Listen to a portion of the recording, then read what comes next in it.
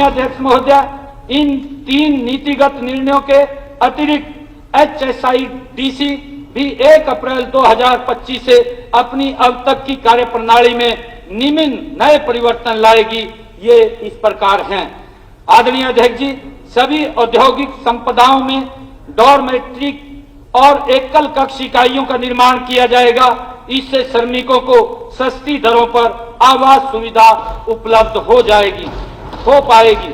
सभी औद्योगिक संपदाओं में इंक्यूबेशन सेंटर बनाए जाएंगे ताकि स्टार्टअप्स को सस्ती दरों पर कार्य करने की सुविधा मिल सके।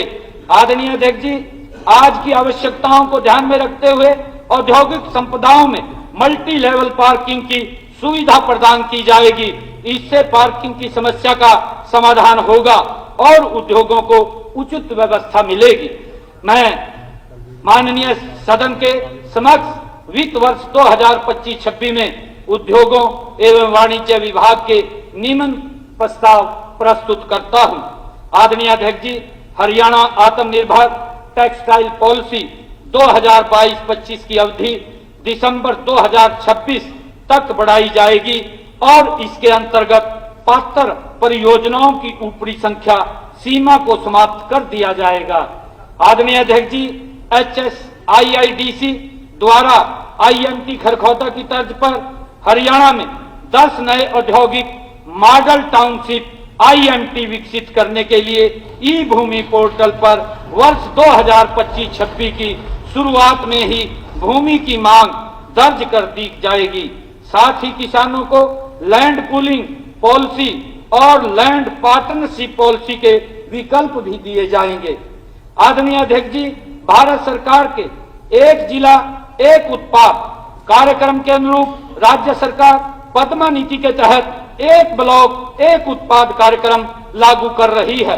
स्थानीय संसाधनों एवं मौजूदा सूक्ष्म उद्यम परिस्थिति की तंत्र को ध्यान में रखते हुए जींद, अंबाला और करनाल जिलों में 3 नए औद्योगिक क्लस्टरों को अब तक स्वीकृति दी जा चुकी है। आगामी वित्त वर्ष में अलग अलग जिलों में 10 नए औद्योगिक क्लस्टरों को फास्ट ट्रैक मोड पर स्वीकृति दी जाएगी। आदरणीय अध्यक्ष जी, स्वच्छ पर्यावरण को बढ़ावा देने, लघु एवं मध्यम उद्योगों को CAQM मानकों के अनुपालन में सहायता प्रदान करने के लिए अब एक नई योजना के अंतर्गत उद्योगों में लगे जनरेटर को स्वच्छ पर्यावरण अनुकूल ईंधन में बदलने एवं retrofit emission control device RECD उपकरणों को अपनाने के लिए वित्तीय सहायता देने का मेरा प्रस्ताव है। हरियाणा को जीरो वाटर वेस्टेज औद्योगिक क्षेत्र के रूप में विकसित करने के लिए ठोस प्रयास किए जाएंगे। इस दिशा में मैं एक पायलट प्रोजेक्ट के लिए IMT मैनेजर को चुना गया है।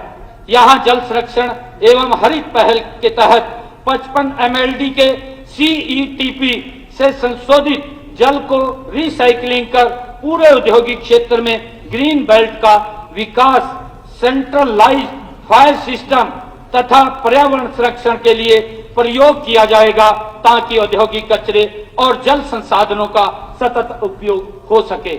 आदरणीय अध्यक्ष जी, खरखौदा में IMT का विस्तार किया जाएगा जिससे यहां औद्योगिक गतिविधियों को बढ़ावा मिलेगा।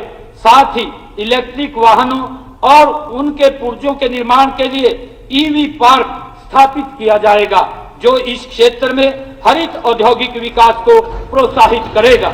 आदरणीय अध्यक्ष जी, HSIIDC द्वारा अंबाला शहर में पहले चरण में कम से कम 800 एकड़ भूमि में IMT अंबाला की स्थापना की जाएगी। आदरणीय अध्यक्ष जी, HSIIDC द्वारा राई औद्योगिक संपदा IMT बावल और IMT मानेसर में पायलट प्रोजेक्ट के रूप में श्रमिकों के लिए 5-5 एकड़ भूमि डॉर्मिट्रीज और एकल कक्ष के निर्माण के लिए उपलब्ध कराया जाएगा। इन स्थलों पर ऐसी इकाइयों के निर्माण के लिए श्रम विभाग हरियाणा और हाउसिंग फॉर ऑल विभाग द्वारा HSIIDC को सहयोग राशि उपलब्ध कराई जाएगी।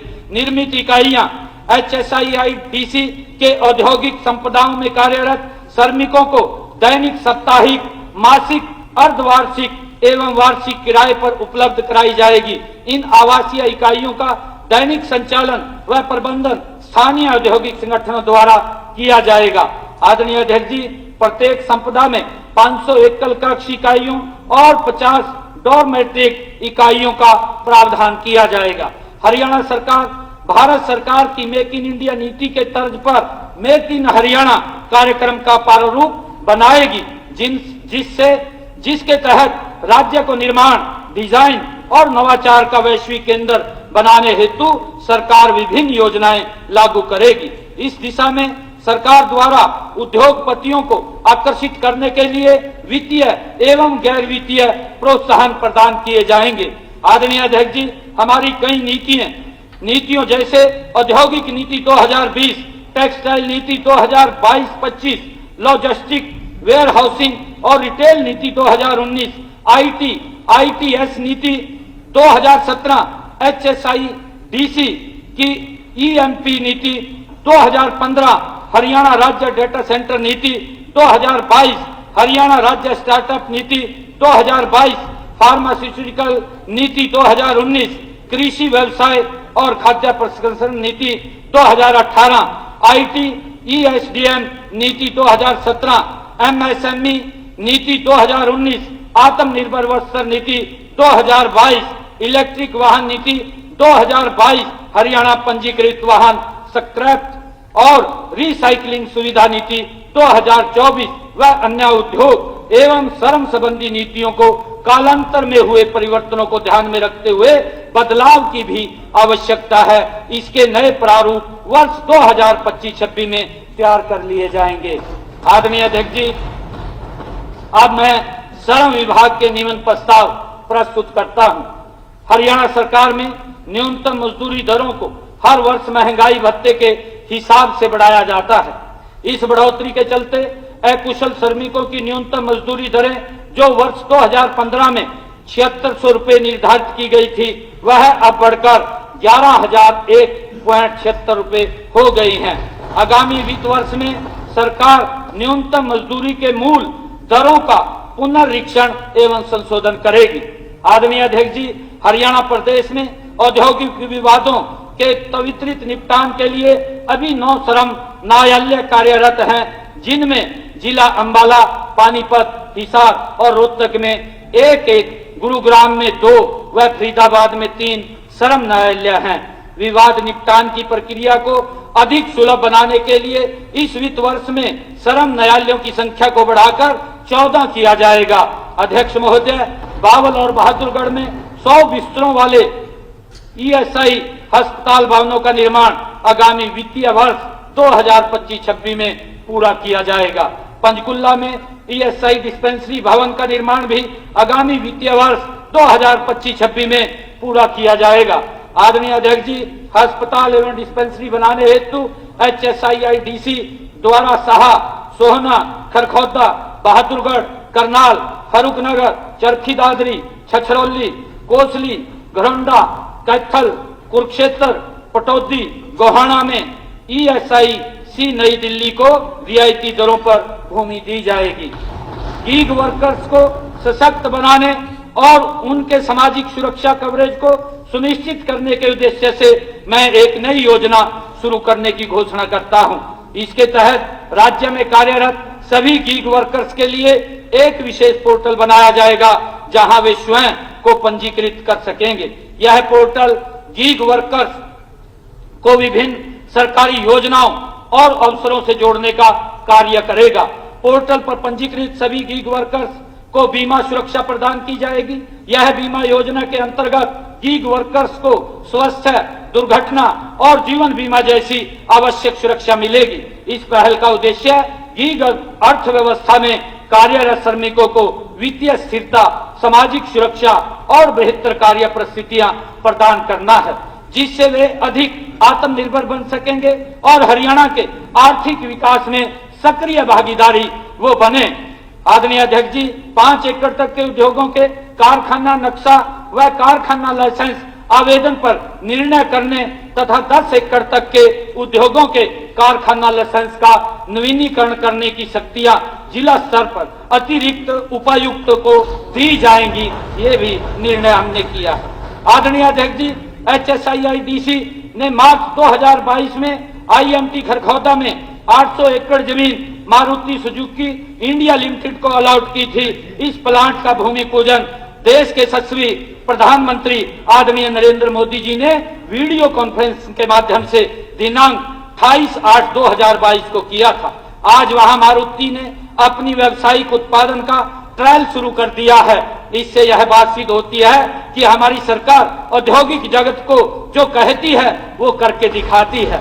आदरणीय अध्यक्ष महोदय, हमारी सरकार उद्योग और श्रम को एक दूसरे का पूरक मानती है और इनके बेहतर समन्वय व सहयोग को प्राथमिकता देते हुए मैं एक उद्योग श्रमिक मैत्री परिषद का गठन करने की घोषणा करता हूं। इस परिषद की अध्यक्षता आदरणीय अध्यक्ष जी मैं स्वयं करूंगा। यह परिषद मेरे द्वारा शुरुआत में बताए गए 6 नीतिगत निर्णयों की नियमित अंतराल पर समीक्षा करेगा, जिससे औद्योगिक विकास को और अधिक गति मिलेगी। आदरणीय अध्यक्ष महोदय, मैं सदन को यह भी आश्वस्त करना चाहता हूं कि जिन सुझावों पर हमने निर्णय नहीं लिए हैं उन पर भी हम पूरी निष्ठा और ईमानदारी से संभावित उपायों को तलाशेंगे। वह उपरोक्त सभी निर्णयों को न केवल सिद्धांत रूप से बल्कि व्यवहारिक रूप से भी क्रियान्वित करने के लिए कार्य करेंगे। माननीय अध्यक्ष महोदय, समय के अभाव के चलते इस माननीय सदन के समक्ष केवल कुछ चुनिंदा प्रस्तावों के बारे में ही बताया है। विभाग की सभी योजनाओं के प्रस्तावों के लिए वर्ष 2024-25 के संशोधित अनुमान की तुलना में उद्योग और वाणिज्य विभाग की आवंटित राशि को 805.75 करोड़ रुपए से 129.37% बढ़ाकर 1848.12 करोड़ रुपए, श्रम विभाग की आवंटित राशि को 74.58 करोड़ रुपए से 29.80% बढ़ाकर 96.81 करोड़ रुपए का प्रस्ताव रखता हूं।